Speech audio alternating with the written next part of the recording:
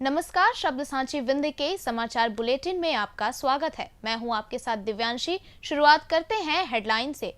Deputy CM Rajendra शुक्ल ने कांग्रेस के दावों को बताया तथ्यहीन। रीवा में जोखिम से भरा यात्रियों का सफर, रपटे पर 3 फुट गहरी खाई। उप मुख्यमंत्री राजेंद्र शुक्ल ने सुरश्याम गौशाला में लिया राजेंद्र दास जी महाराज का आशीर्वाद। रीवा के नेबुहा में जल निकासी विवाद में हत्या, सरपंच सहित 12 पर एफआईआर।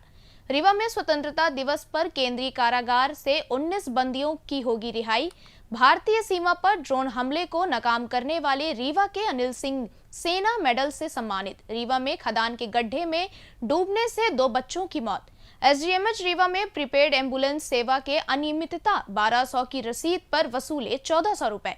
रीवा में आवारा कुत्तों का आतंक, फिर 2 लोगों को काटा, कुत्ते की मौत। रीवा में गुटिया संघर्ष, पुलिसकर्मियों को बचानी पड़ी अपनी जान, 8 पर एफआईआर दर्ज। रीवा में सौहार्दपूर्ण तरीके से मनाया गया कजलिया पर्व। सतना में मामा के घर जा रहे 7 वर्षीय बच्चे की ऑटो से गिरकर मौत।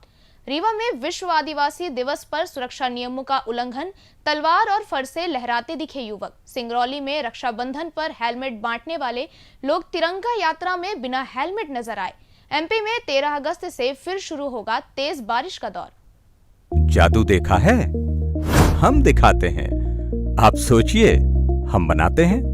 अपने घर या ऑफिस को सजाएं मनपसंद डिजाइन के कस्टमाइज वॉलपेपर्स, ब्लाइंड्स, पेंटिंग्स और लेजर कटिंग से बनी आकर्षक चीजों से। आज ही कॉल कीजिए 7611125428, क्योंकि आपकी कल्पनाओं को पंख देना भी जरूरी है।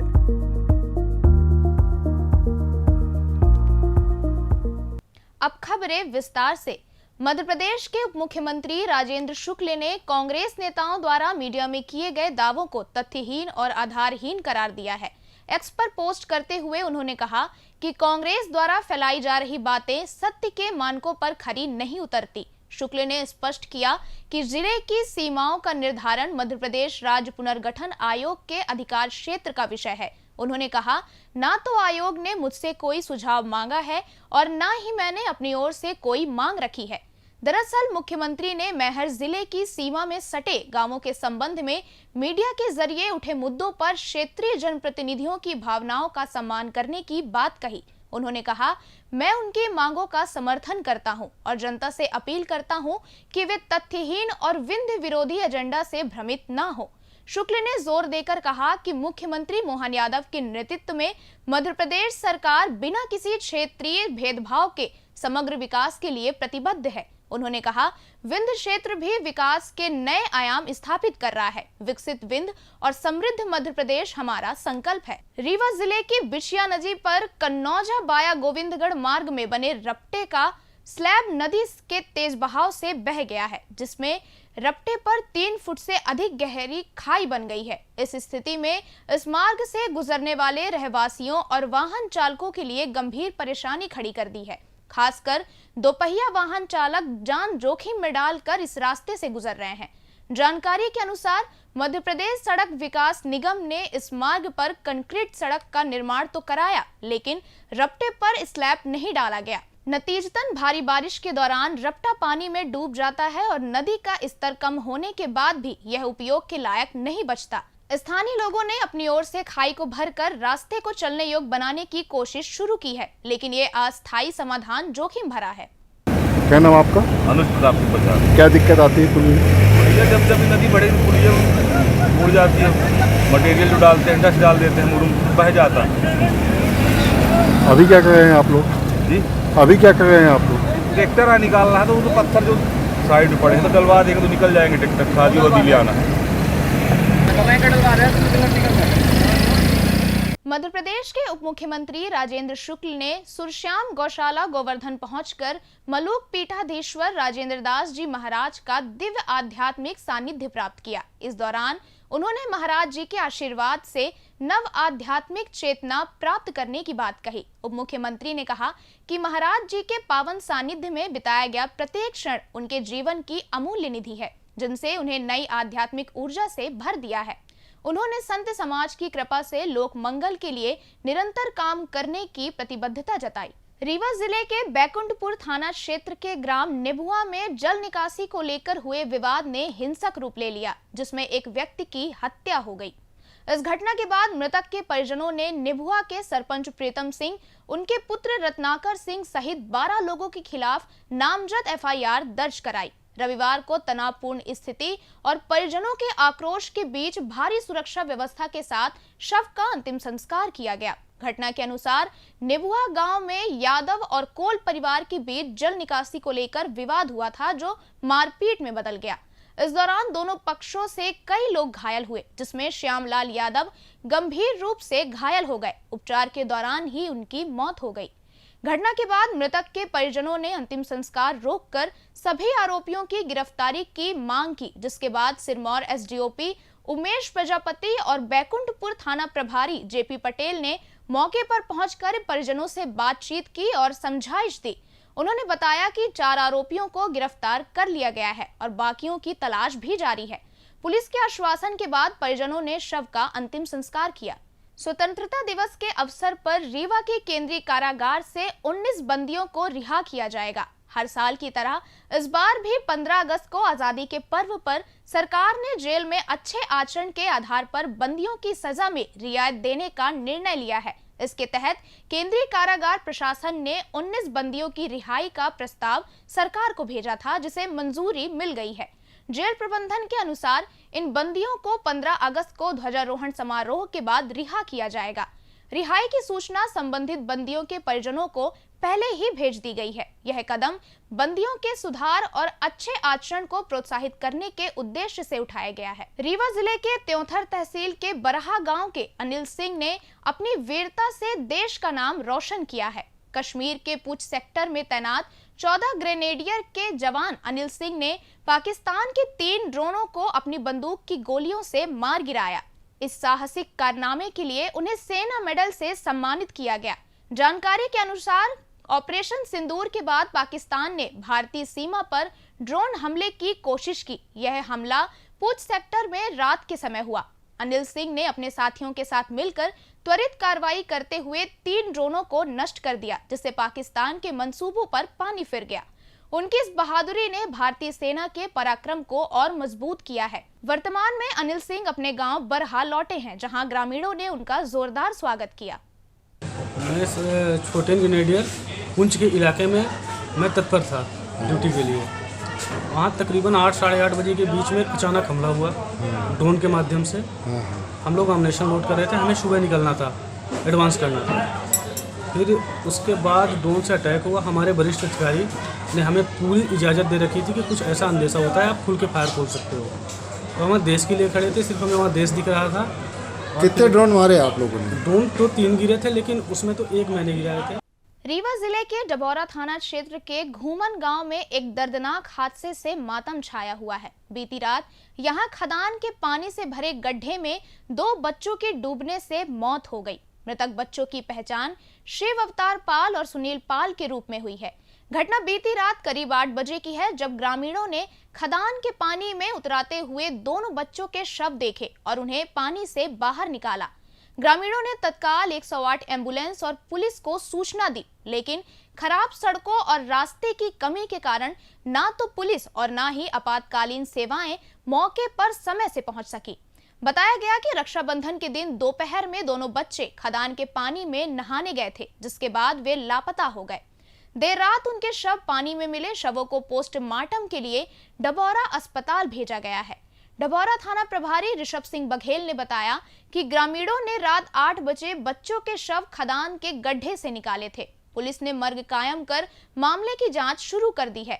इस हादसे ने पूरे गांव में शोक की लहर फैला दी है। संजय गांधी चिकित्सालय रीवा में मरीजों और शवों को ले जाने के लिए शुरू की गई प्रीपेड एम्बुलेंस सेवा में अनियमितता का मामला सामने आया है। मरीजों के परिजनों ने शिकायत की है कि 1200 रुपए की रसीद देकर उनसे 1400 रुपए वसूले जा रहे हैं। परिजनों की आपत्ति के बाद प्रीपेड काउंटर पर मौजूद कर्मचारियों ने बताया कि सीएमओ के निर्देश पर ही अतिरिक्त 200 रुपए लिए जा रहे हैं, जिसमें 100 रुपए वाहन धुलाई और 100 रुपए प्रवेश शुल्क शामिल है। वहीं रविवार को एम्बुलेंस संचालकों ने अस्पताल प्रबंधन से निर्धारित दरों को और बढ़ाने की मांग की। उनका कहना है कि मौजूदा दरों में उन्हें नुकसान हो रहा है। अस्पताल प्रबंधन ने इस पर दरें बढ़ाने पर विचार करने का आश्वासन दिया है। बता दें कि चालकों की मनमानी रोकने के लिए संजय गांधी चिकित्सालय में प्रीपेड एम्बुलेंस सेवा शुरू की गई थी, लेकिन अब इसकी कार्यप्रणाली पर सवाल उठ रहे हैं। रीवा शहर में आवारा कुत्तों का आतंक थमने का नाम नहीं ले रहा है। रविवार को शहर के भीड़ भाड़ वाले कलामंदिर क्षेत्र में एक पागल कुत्ते ने जमकर उत्पात मचाया और 2 लोगों को काटकर घायल कर दिया। घटना के बाद कुछ लोगों ने हिम्मत दिखाते हुए कुत्ते का मुंह बांधकर स्थिति को नियंत्रित किया। कुछ समय बाद कुत्ते की मौत हो गई। स्थानीय लोगों का कहना है कि आवारा कुत्ते आए दिन राहगीरों को अपना शिकार बना रहे हैं। हाल ही में एक बच्चे की कुत्ते के काटने से मौत होने की घटना ने भी शहरवासियों को झकझोर दिया था। इसके बावजूद प्रशासन द्वारा इस समस्या से निपटने के लिए कोई ठोस कदम नहीं उठाए जा रहे हैं। आक्रोशित नागरिकों ने प्रशासन की उदासीनता पर सवाल उठाते हुए तत्काल कार्रवाई की मांग की है। लोगों ने कहा कि यदि आवारा कुत्तों की समस्याओं का जल्द ही समाधान नहीं किया गया तो ऐसी घटनाएं और गंभीर रूप ले सकती हैं। कहाँ पे काट दिया है?